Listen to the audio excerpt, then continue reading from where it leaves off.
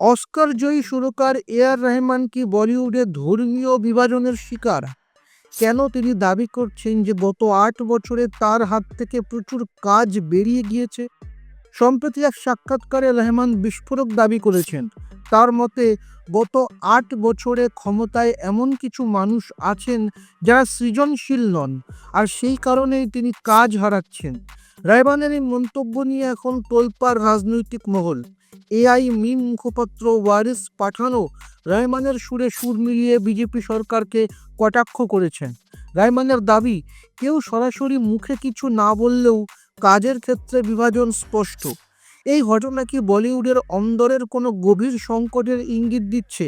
রহমানের এই মন্তব্যের সাথে কি আপনিও একমত, নাকি আপনার মনে হয় এর পেছনে অন্য কোনো কারণ আছে? আপনার মতামত কমেন্টে লিখুন এবং সিনে দুনিয়ার আরও খবর পেতে সাবস্ক্রাইব করুন এই চ্যানেল।